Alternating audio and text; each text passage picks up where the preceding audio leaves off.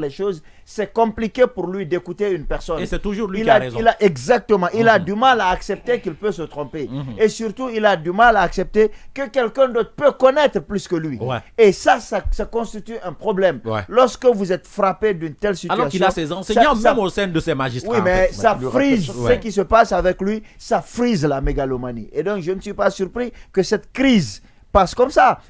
Mais après, je me dis, c'est juste que il n'a pas eu le recul nécessaire. Sinon, ces magistrats, pour moi, ne font que défendre les articles de loi. Ouais. Et ils n'ont aucun problème avec lui. Ouais. La preuve en est que ce sont eux qui lui ont permis d'être ministre. Rappelez-vous de sa suspension. Ouais. Les magistrats étaient sortis pour dire la procédure n'a pas été respectée Je et ils suis étaient d'accord. prêts à aller jusqu'au bout. Faut pas Donc, oublier cet aspect, c'est très important. S'il commet la même erreur, Ouais. c'est normal que les magistrats prennent encore les mêmes dispositions. Sauf que cette fois-ci, ils étaient prêts à trouver une solution à l'amiable. Et il ne faut pas oublier que celui qui a été sanctionné là, c'est le président de l'association des magistrats de Guinée. Allez-y, Pas n'importe qui. Moi, je pense que quand on dit que Charles Ourette ne connaît pas certains textes, certaines lois basiques, il connaît. Mais Charles Ourette aujourd'hui... On va réessayer, Mohamed, s'il te plaît. Pardonne-moi de te couper, Oui. mais on va voir s'il est, il est là. Il est avocat en activité. Maître Pépé Antoine Lama, bonjour. Bonjour. Merci d'accepter notre invitation. Première question, Yacine Palé. Alors, Maître Pépé, qu'est-ce qui explique ces bisbilles au sein de l'appareil judiciaire? Bon, qu'est-ce qui explique ce bisbille? Moi, je pense que ce sont des questions d'humeur, des questions d'ego qui sont en train malheureusement de s'inviter dans cette guerre, qui malheureusement risque de fragiliser le service public de la justice. Pour moi, cet incident n'avait pas lieu d'être. Avec l'implication des uns et des autres, je pense qu'il fallait mettre cette situation au passé. Malheureusement, elle perdure et c'est regrettable. Malheureusement. Alors, vous avez fait une tribune où vous vous êtes attaqué justement à la décision du ministre. Vous dites que c'est illégal surtout. Oui, d'abord, la décision se fonde sur les articles 20 et 21 qui ne tiennent pas du tout.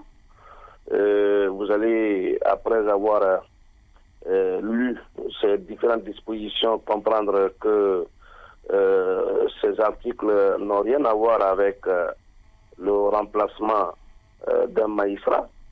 Par contre, c'est l'article 82 qui n'a pas été visé par cet article qui en réalité devrait être discuté. L'article 82 permet au ministre... L'article 82 de quel document, maître, s'il vous plaît? L'article 82 du statut de magistrat. D'accord. Cet article permet bien entendu au ministre de la Justice, garde des Sceaux, de nommer un magistrat intérimaire au sein d'une juridiction pendant une période de 6 mois, mais pour deux conditions. La première condition, il faut d'abord constater qu'il y a une insuffisance de magistrats au sein d'une juridiction. La deuxième condition, il faut que le ministre de la Justice soit saisi soit par le premier président de la Cour d'appel ou le procureur général près la Cour d'appel. Dans le cas d'espèce, le tribunal pour enfants a à son parquet 3 magistrats, dont le procureur spécial et 2 substituts.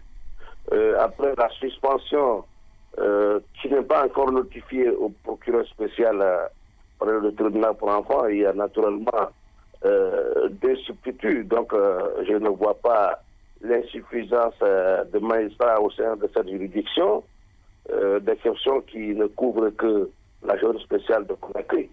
Et la deuxième condition posée par cet article, c'est que le ministre de la Justice doit être saisi par le premier président s'il s'agit d'un magistrat de siège, par le procureur général près la Cour d'appel s'il s'agit d'un magistrat de parquet. Dans le cas d'espèce, vous verrez que l'arrêté de remplacement, de nomination, n'est-ce pas, à titre intérimaire du procureur spécial après le tribunal pour enfants, vous ne verrez nulle part le visa du ministre, de l'arrêté, autant pour moi, visant un courrier venant d'un de ces magistrats-là, ce qui déjà pose un problème. D'après mes informations, le ministre de la Justice, garde des Sceaux, n'a pas été saisi par ni le président, ni le procureur général après la cour d'appel. Or, ce sont les personnes habilitées à constater cette insuffisance et le saisir au fin de remplacement. Ce qui n'est pas le cas. Allez-y, Odilon. Pour combler, n'est-ce pas, le déficit de magistrats au sein de cette juridiction. Alors, Maître Pépé Lama, au regard de toutes ces oppositions que nous constatons depuis la nomination de M. Charles Wright à la tête de ce département, est-ce qu'on peut oser dire qu'il y a de l'insuffisance à son niveau? Écoutez, l'insuffisance, c'est trop dit, c'est un être humain. Il peut se tromper. Non, oui, mais attends, ce sont des éléments quand même basiques qu'on suppose qu'il maîtrisait en amont. On n'est pas parfait, on peut se tromper, Charouette peut se tromper. Personnellement, j'ai beaucoup d'admiration pour lui, pour son engagement, sa détermination et les courageuses réformes qu'il ne cesse de mettre en œuvre depuis qu'il était au parquet général après la cour d'appel de Conakry. Aujourd'hui, ministre de la Justice, garde des Sceaux, ça sent quelqu'un qui veut vraiment travailler, qui veut changer les choses. Mais je l'ai dit, à sa nomination, il faut qu'il sache gérer ses émotions, il faut qu'il sache écouter des gens, il faut, n'est-ce pas, qu'il se débarrasse par moment de son ego pour voir l'avenir en face. Sinon, c'est quand même un bon ministre qui est en train de faire du bon travail. Oui. Alors, Maître Pépé, quelles seraient les conséquences, parce qu'avec les magistrats aujourd'hui, il y a l'Assemblée générale bientôt, quelles seront les décisions à l'issue de cette Assemblée générale? Qu'est-ce qui risque d'arriver?